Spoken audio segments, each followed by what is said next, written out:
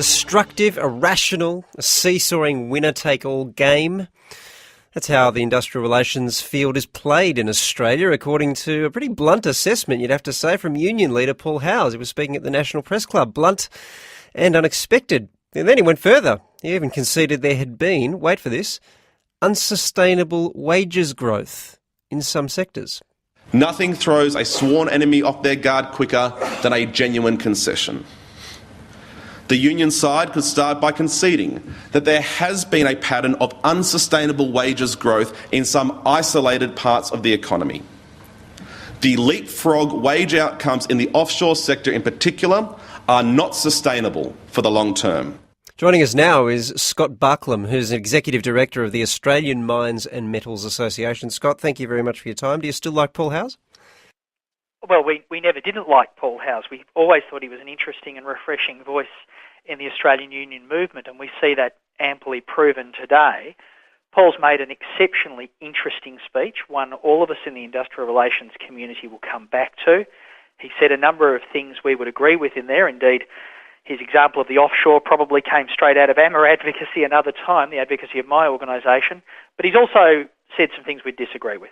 Okay, so let's go through the things that you agree with. And you mentioned the offshore stuff. That's very interesting. So these are people who work well, effectively in your industry, in offshore mining and the like, the offshore resources sector. A lot of those people also work for the AWU, which is Paul Howes' union. And he would say that, or you would say that he has some experience in that. Can we conclude that that's a fair statement, that wage growth is unsustainable for the offshore mining sector? Well, absolutely. Just correct you on one thing. I think the current offshore negotiations are more involving the MUA. Right. Some of the examples we've put up in the past are over $330,000 for a tradesman who goes offshore on a vessel and in fact only works for 6 months of the year on a roster that spends time on and off the vessels. And we're currently facing a negotiation where 22% is the number being insisted upon by the trade union movement, and that claim, without going too far into it, is actually indicative of a number of things Paul's saying about the inability of some of our negotiations to get to settlement. And as I say, there's a number of things I'd agree with in here, in the observations about the nature of bargaining, in the zero-sum game assumption that one side's win must be the other side's loss.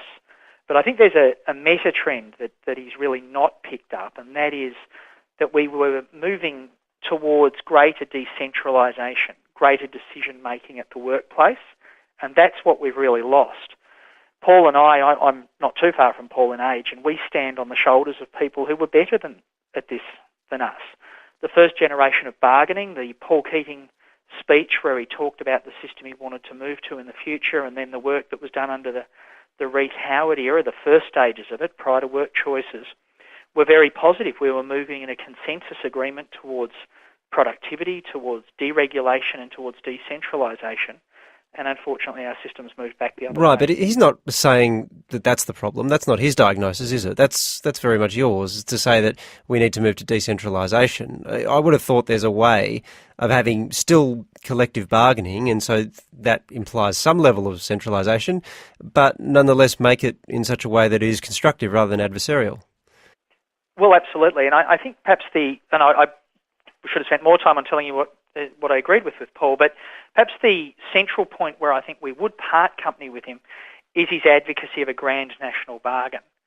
The time at which that was possible in Australia, went out with leg warmers and fluoro, and I'm not saying, and I don't think Paul's saying, that he wants the Accord back in its 1980s form. Perhaps well, the 80s are back in every other respect. Yeah, I was going to say the retro revival new form is always better than the original. So, I mean, perhaps that's the point he's making. But yeah, why couldn't you do it? Why couldn't you have a grand bargain?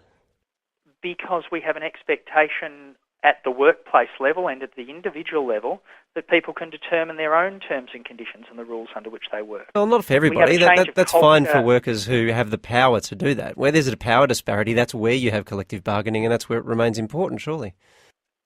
Well, and therefore we have safety nets that protect people in the lower paid service sectors. So that's where the award system comes in, a lot of the protections in bargaining which remain part of the system. But certainly if we're going to talk about productivity, and that's probably the part of Paul's speech that's not as emphasised as it should be, there's an absolute consensus. And as I say, we got this in the 1980s. We really got it as an employer community and a union community, and with the leadership of the governments at the time, there's an absolute acceptance that productivity has to be driven from the workplace level. So, in a sense, we need not a grand bargain for the country, but we need to unlock the skills again and the goodwill and have the support of the system to be able to make tens of thousands of negotiations or more that lead to the type of positive win-win outcomes that Paul's pointing Right, to. but I suspect he's talking about the question of culture, of an adversarial culture where industrial relations can only take place where everyone's trying to get as much as they can off the other guy. And that, I suspect, is what he's trying to get at with the grand bargain, isn't it? Something that's a bit more cooperative. Yes, look, and in those observations, I think he's absolutely correct. But who's to blame for that?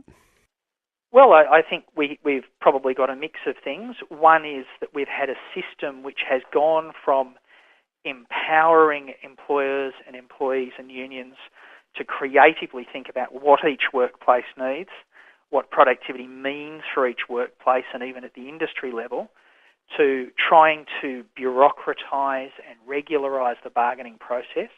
I think we've run out of ideas if we're going to talk about where employer failings and union failings jointly lie. I think the low-hanging fruit was very easy on productivity in the initial years. The really poor work practices that characterised Australia in the 60s and 70s were easy to fix and to pay to fix and make more productive.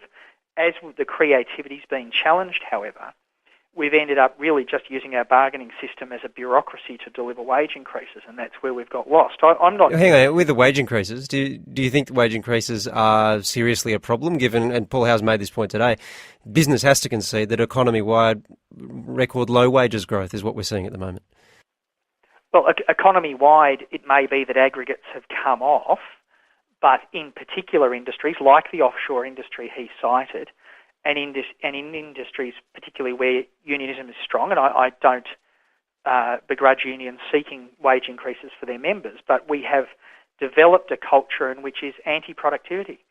Some unions proudly boast that they've been able to negotiate agreements free of any productivity increase for the enterprise. This idea it's a zero-sum game. If the employer's got something, I may have lost. I must have lost, should I say. And that really is very short-sighted, and that's a failure to recognise that greater productivity and competitiveness is the only path towards true job security. Fine, but I'm just looking for that concession that Paul Howe has asked for. Do you concede that we're seeing record low wages growth at the moment? Oh, I concede absolutely the wages are moderating in an economy which is showing quite a few concerns. Okay. But we're also seeing high claims in a number of areas. So, look, we quibbling on national figures is precisely not the sort of way forward to engage with the type of suggestions that have been put here. No, I'm not seeking to quibble. I'm just seeking to see whether or not there is that consensus or that concession, so that's some starting point, at least for a conversation. We can accept those facts. I'm out of time, Scott, but it's been good to get to your thoughts, and it is a different conversation we're having now than the one that we perhaps were going to have as early as or as recently as a day ago.